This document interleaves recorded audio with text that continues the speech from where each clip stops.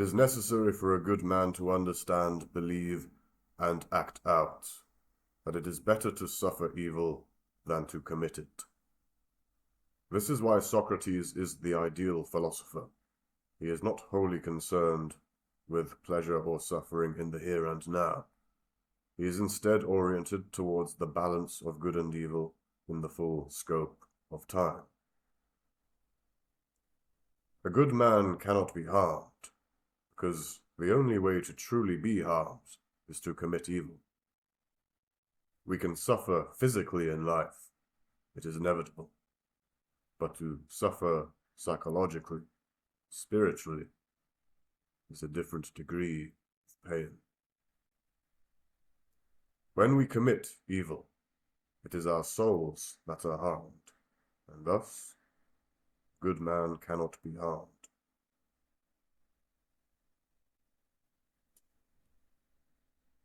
I first came across this quote studying ancient Greek philosophy whilst I was studying philosophy at university.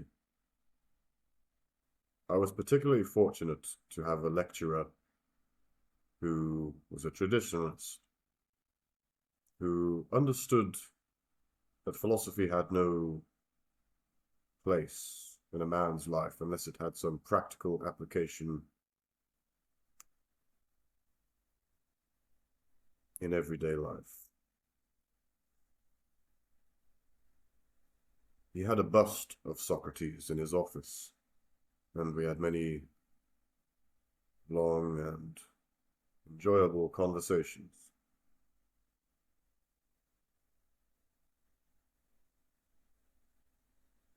And he struck me as an honorable man.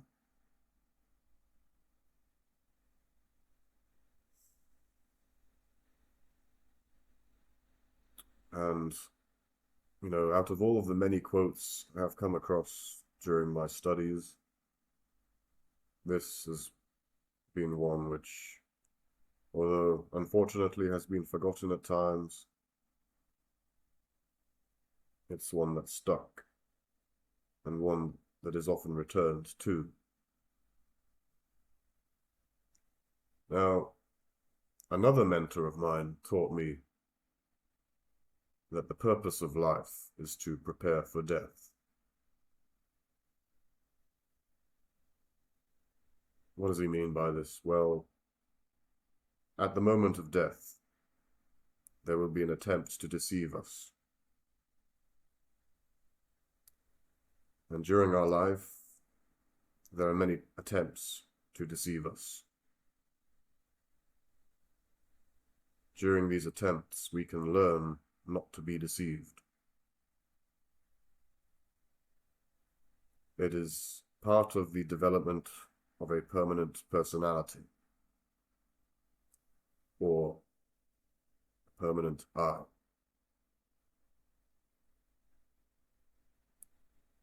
How can you succeed at death if you do not know who you are? The aim is, of course, to survive death. And, you say that to modern people and they really don't really know what you mean. And how can you survive death? What do you mean? You come back to life? No, it's not. You see, the reason they will interpret it that way is because they have been heavily conditioned to believe that this realm is the only realm, that this life is the only life. There is nothing beyond, nothing above, and nothing below. Well, that is incorrect.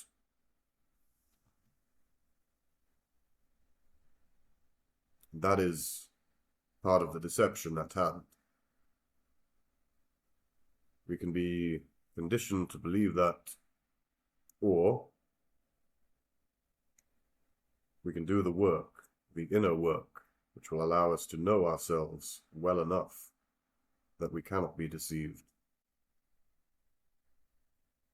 During your lifetime, you will have many personalities. You'll have multiple eyes. They have their own aims and ambitions. They may conflict. Inevitably, they will conflict with each other.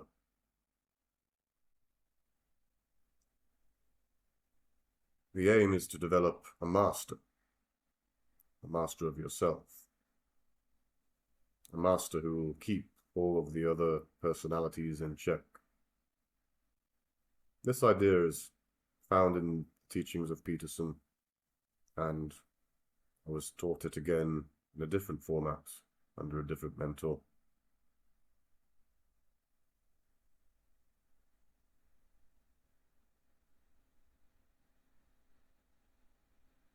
One must develop a permanent I. And so all of these things are intertwined, not fearing death, knowing oneself, not being deceived,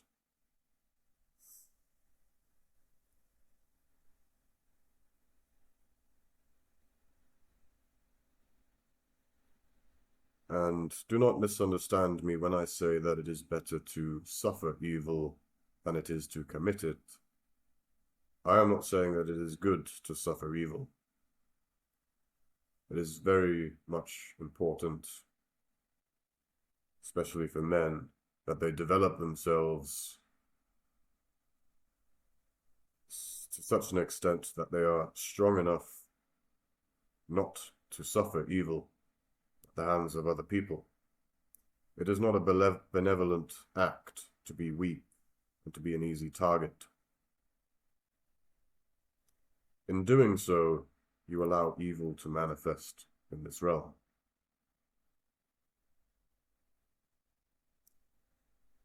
It is worth bearing in mind that we live in a food chain.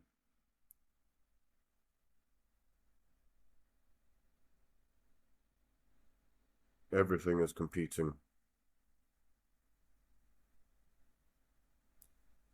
That is why it is so difficult to be a good man. It is very difficult to not commit evil. But we are here to do the work, and the work